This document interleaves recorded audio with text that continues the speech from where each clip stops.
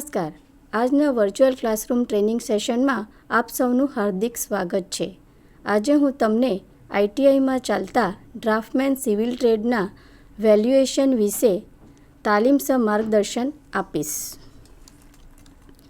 Valuation terms and evaluation. વ્યાખ્યા: મૂલ્યાંકન એ મિલકતની વ્યાજબી કિંમત અથવા મૂલ્યનો અંદાજ કાઢવા અથવા નિર્ધારિત કરવાની તકનીક છે, જેમ કે મકાન, અન્ય વિવિધ પ્રકારના એન્જિનિયરિંગ માળખાં, જમીન વગેરે. મૂલ્યાંકન દ્વારા મિલકતની વર્તમાન કિંમત નક્કી કરવામાં આવે છે. મિલકતનું મૂલ્ય તેની સ્ટ્રક્ચર, લાઈફ, તેની જાળવણી, સ્થાન, બેંક વ્યાજ, કાનૂની નિયંત્રણ, માંગ, હેતુ, જેને માટે મૂલ્યાંકન જરૂરી છે, વગેરે પર આધાર રાખે છે. મૂલ્યાંકનનો હેતુ: 1. મિલકત ખરીદવી અથવા વેચવી. જ્યારે મિલકત ખરીદવા અથવા વેચવાની જરૂર હોય ત્યારે તેનું મૂલ્યાંકન કરવું જરૂરી છે. 2. કરવેરા. મિલકતના કરનું મૂલ્યાંકન કરવા માટે તેનું મૂલ્યાંકન જરૂરી છે. કર municipal tax, wealth tax, property tax વગેરે હોઈ શકે છે. 3. ભાડું નિર્ધારણ કરવા.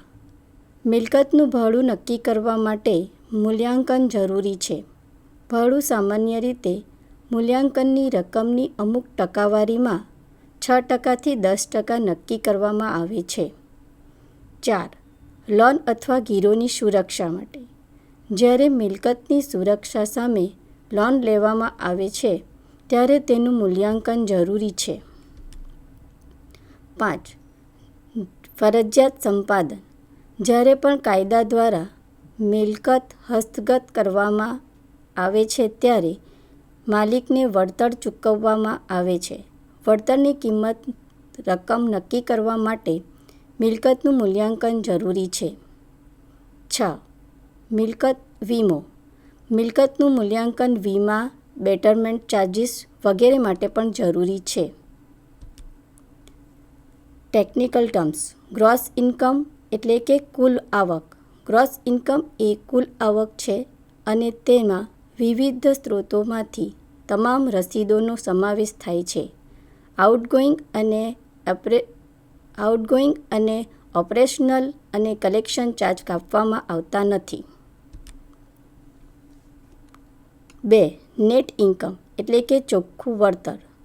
આ કુલ આવક અથવા કુલ રસીદમાંથી તમામ આઉટગોઈંગ, ઓપરેશનલ અને કલેક્શન ખર્ચ બાદ કર્યા પછી બાકી રહેલી રકમ છે. એટલે કે ચોખ્ખી આવક બરાબર કુલ આવક ઓછા આઉટગોઈંગ. 3. આઉટગોઈંગ. ઇમારતની આવક જાળવવા માટે આઉટગોઈંગ અથવા ખર્ચ કરવો જરૂરી છે. વિવિધ પ્રકારના આઉટગોઈંગ નીચે મુજબ છે. કર એટલે કે ટેક્સ. આમાં municipal tax, property tax, wealth tax વગેરેનો સમાવેશ થાય છે, જે મિલકતના માલિક દ્વારા વાર્ષિક ચૂકવવામાં આવે છે. 2. સમારકામ. સામાન્ય રીતે કુલ આવકના 10 થી 15% અથવા 1% થી 1.5% માસિક ભાડું અથવા બાંધકામના કુલ ખર્ચના 1% થી 1.5% સુધી યોગ્ય સ્થિતિમાં મિલકત જાળવવા માટે દર વર્ષે સમારકામ કરાવવું જરૂરી છે.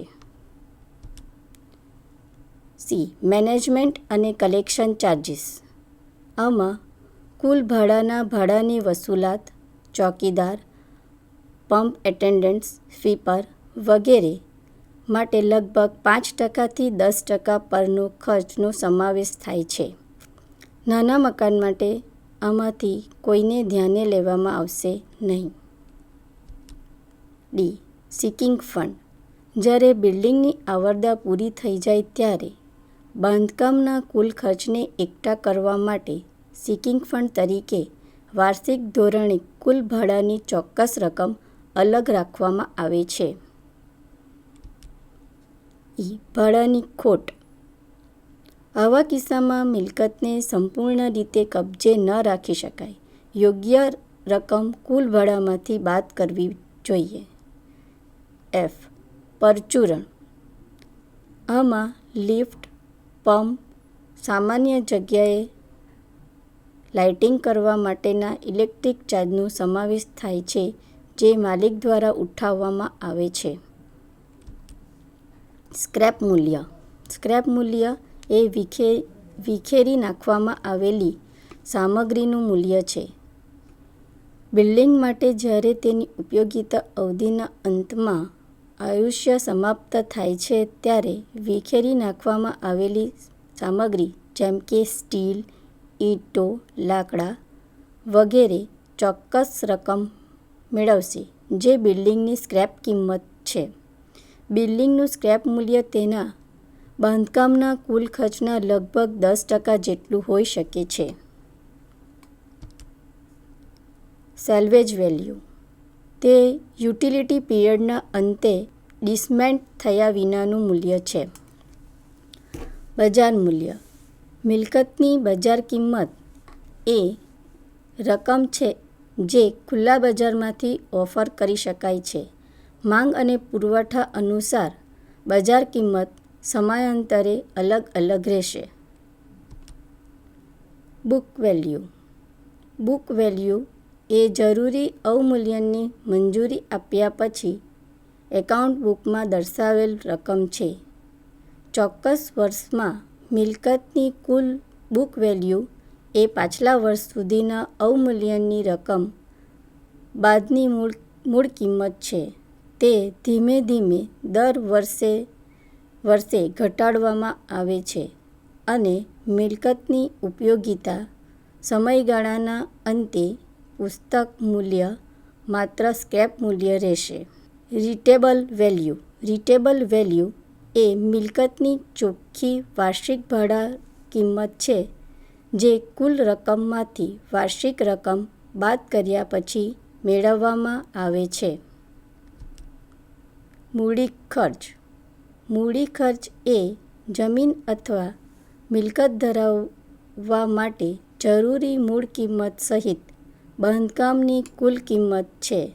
તે મૂળ કિંમતથી બદલાતી નથી. મૂડીકૃત મૂલ્ય. તે નાણાંની રકમ છે જેનું વાર્ષિક વ્યાજ સૌથી વધુ પ્રવર્તમાન વ્યાજ દરે મિલકતમાંથી ચોખ્ખી આવક જેટલું રહેશે. વાર્ષિકી. તે પક્ષ દ્વારા રોકાણ કરાયેલ મૂડીની રકમની પુનઃચૂકવણી માટે વાર્ષિક સામયિક ચૂકવણી છે. વર્ષોની ખરીદી. ચોક્કસ વ્યાજ દરે ₹1ની વાર્ષિકી પ્રાપ્ત કરવા માટે રોકાણ કરવાની આવશ્યક મૂડી રકમ તરીકે વર્ષોની ખરીદી વ્યાખ્યાયિત કરવામાં આવે છે. ઇમારતનું મૂલ્યાંકન. ઇમારતનું મૂલ્યાંકન વર્તમાન દિવસના દરે તેની બાંધકામની કિંમત નક્કી કરીને અને યોગ્ય અવમૂલ્યનને મંજૂરી આપીને નક્કી કરવામાં આવે છે. મૂલ્યાંકન પહેલાં બિલ્ડિંગની ઉંમર રેકોર્ડમાંથી અથવા પૂછપરછ દ્વારા અથવા દ્રશ્ય નિરીક્ષણમાંથી મેળવવી જોઈએ. વર્તમાન દિવસની કિંમત નીચેની પદ્ધતિ દ્વારા નક્કી કરી શકાય છે. રેકોર્ડમાંથી કિંમત. બાંધકામની કિંમત વર્તમાન દિવસના દરે રેકોર્ડમાંથી બિલની માત્રામાંથી અંદાજ પરથી નક્કી કરી શકાય છે. 2. વિગતવાર માપન દ્વારા ખર્ચ. જો રેકોર્ડ ઉપલબ્ધ ન હોય, બાંધકામની કિંમતની ગણતરી સ્થળ પર વિગતવાર માપન દ્વારા વિવિધ વસ્તુઓ અથવા કાર્યોના જથ્થાના બિલ તૈયાર કરીને અને દર લઈને કરી શકાય છે. પ્લિન્થ એરિયાના આધારે ખર્ચ. પ્લિન્થ એરિયાના આધારે ખર્ચની ગણતરી કરવાની આ એક સરળ પદ્ધતિ છે. બિલ્ડિંગનો પ્લિન્થ એરિયા માપવામાં આવે છે અને હાલના વિસ્તારમાં સમાન બિલ્ડિંગના પ્લિન્થ એરિયાનો દર પૂછપરછ દ્વારા મેળવવામાં આવે છે. પછી ખર્ચની ગણતરી કરવામાં આવે છે. ખર્ચ ક્યુબિકલ સામગ્રી પદ્ધતિ દ્વારા ગણવામાં આવે છે. અવમૂલ્યન. અવમૂલ્યન એ માળખાકીય બગાડ, ઉપયોગ, જીવન, વસ્ત્ર, સ્થળો અને અપ્રચલિતતાને કારણે મિલકતના મૂલ્યમાં ઘટાડો અથવા નુકસાન છે. અવમૂલ્યનનું નિર્ધારણ. ઉપરોક્ત કોઈપણ એક પદ્ધતિ દ્વારા મકાનની કિંમત નક્કી કર્યા પછી કિંમત પર યોગ્ય અવમૂલ્યનની મંજૂરી આપવી જરૂરી છે. સામાન્ય રીતે 5 થી 10 વર્ષ માટે ઇમારતનું થોડું અવમૂલ્યન થાય છે. અવમૂલ્યન જીવન સાથે વધે છે. 0 થી 5 વર્ષ માટે એ ગણવામાં આવતો નથી. 5 થી 10 વર્ષ માટે 0.5% અને ટોટલ ડિપ્રેશન 2.5%. 10 થી 20 વર્ષ માટે 0.75% અને ટોટલ ડિપ્રેશન 7.5%. 20 થી 40 વર્ષ માટે 1% અને ટોટલ 60%. 40 થી 80 વર્ષ માટે 1.5% અને ટોટલ 60%. એટલે 80 વર્ષના ઇમારતની ટોટલ 90% ડિપ્રેશન આવશે. બેલેન્સ 10% ઉપયોગિતા સમયગાળાને અંતે ચોખ્ખી સ્ક્રેપ મૂલ્યનું પ્રતિનિધિત્વ કરે છે. હવે આપણે જોઈએ મૂલ્યાંકનની પદ્ધતિ એટલે કે વેલ્યુએશનની પદ્ધતિ. ભાડાની મૂલ્યાંકનની પદ્ધતિ. આ પદ્ધતિમાં કુલ ભાડામાંથી તમામ રકમ બાદ કરીને ભાડાના માર્ગે ચોખ્ખી આવક શોધવામાં આવે છે. બજારના પ્રચલિત વ્યાજનો યોગ્ય દર માનવામાં આવે છે અને વર્ષોની ખરીદીની ગણતરી કરવામાં આવે છે. ચોખ્ખી આવક વાયપી દ્વારા ગુણાકાર મિલકતનું મૂલ્યાંકન આપે છે. ચોખ્ખી આવક બરાબર કુલ આવક ઓછા આઉટગોઈંગ. વર્ષની ખરીદી, જ્યાં I દશાંશના વ્યાજનો દર અને મિલકતનું મૂડીકૃત મૂલ્ય. ચોખ્ખી આવક ગુણ્યા વાયપી. મૂડી મૂલ્ય સાથે સીધી સરખામણી. જ્યારે સંબંધિત મિલકત પાસેથી ભાડાની કિંમત ઉપલબ્ધ ન હોય ત્યારે આ પદ્ધતિ અપનાવવામાં આવી શકે છે, પરંતુ સંપૂર્ણ રીતે મિલકતોની વેચાણ કિંમતોના પુરાવા છે. આવા કિસ્સાઓમાં મિલકતના મૂલ્યનું મૂડીકૃત મૂલ્ય સ્થાનિક વિસ્તારમાં સમાન મિલકતના મૂડીકૃત મૂલ્ય સાથે સીધી સરખામણી દ્વારા નિશ્ચિત કરવામાં આવે છે. 3. નફા પર આધારિત મૂલ્યાંકન. મૂલ્યાંકનની આ પદ્ધતિ હોટેલ, સિનેમા થિયેટર વગેરે જેવી ઇમારતો માટે યોગ્ય છે, જેના માટે મૂડીકૃત મૂલ્ય નફા પર આધારિત છે. આવા કિસ્સામાં કુલ આવકમાંથી તમામ સંભવિત ખર્ચાઓ, આઉટગોઈંગ, રોકાણ વગેરે, મૂડી પરનું વ્યાજ વગેરે બાદ કરીને ચોખ્ખી વાર્ષિક આવક નક્કી કરવામાં આવે છે. ચોખ્ખી વાર્ષિક આવક એટલે કે ચોખ્ખો નફો એટલે બરાબર કુલ આવક ઓછા ખર્ચ, આઉટગોઈંગ, મૂડીરોકાણ કરેલ મૂડીનું વ્યાજ વગેરે. 4. કિંમત પર આધારિત મૂલ્યાંકન.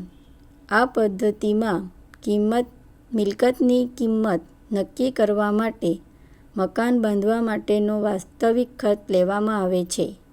આવા કિસ્સાઓમાં જરૂરી અવમૂલ્યનને મંજૂરી આપવી જોઈએ. મૂડીકૃત મૂલ્ય બરાબર બાંધકામની વાસ્તવિક કિંમત ઓછા અવમૂલ્યન. 5. મૂલ્યાંકનની વિકાસ પદ્ધતિ. મૂલ્યાંકનની આ પદ્ધતિનો ઉપયોગ અવિકસિત તબક્કામાં અથવા આંશિક રીતે વિકસિત અને અંશતઃ અવિકસિત તબક્કામાં હોય એવા ગુણધર્મો માટે થાય છે. જો કોઈ બિલ્ડિંગમાં વધારા અથવા સુધારાઓ કરીને નવીનીકરણ કરવાની જરૂર હોય તો મૂલ્યાંકનની આ પદ્ધતિનો ઉપયોગ કરી શકાય છે. પ્રોપર્ટીનું મૂલ્યાંકન અપેક્ષિત ભાવિ ચોખ્ખી આવકમાંથી કરવામાં આવી શકે છે, જે નવીનીકરણ પછી મેળવી શકે છે. ચોખ્ખી આવક વાયપી દ્વારા ગુણાકાર અપેક્ષિત મૂડીકૃત મૂલ્ય આપશે. 6. મૂલ્યાંકનની અવમૂલ્યન પદ્ધતિ. મૂલ્યાંકનની આ પદ્ધતિ અનુસાર મકાનની કિંમત વર્તમાન દિવસના દરો પર કામ કરવામાં આવે છે. અવમૂલ્યનનું જીવન અને દર કોષ્ટકની મદદથી નક્કી કરવું જોઈએ. મિલકતનું મૂલ્યાંકન સૂત્ર દ્વારા નક્કી કરવામાં આવે છે, જ્યાં ડી અવમૂલ્યન મૂલ્ય, પી વર્તમાન બજાર અને દર, આરડી અવમૂલ્યનની નિશ્ચિત ટકાવારી અને એમ ઇમારતની ઉંમર. જે મૂલ્યો પર આવ્યા છે તે જમીન, પાણી પુરવઠા, ઇલેક્ટ્રિક અને સેનેટરી ફિટિંગ વગેરેની કિંમત સિવાયના હશે અને તે ફક્ત તે જ બિલ્ડિંગને લાગુ પડશે જેની યોગ્ય રીતે જાળવણી કરવામાં આવી હોય. 100 વર્ષ માટે આરડી 1 થશે, 75 વર્ષ માટે આરડી 1.3 થશે, 50 વર્ષ માટે આરડી 2 થશે અને 25 વર્ષ માટે આરડી 4 થશે. તમે મને જે વેલ્યુએશન વિશે જે મેં તમને માર્ગદર્શન આપ્યું અને તમે મને સાંભળી એ બદલ તમારો આભાર.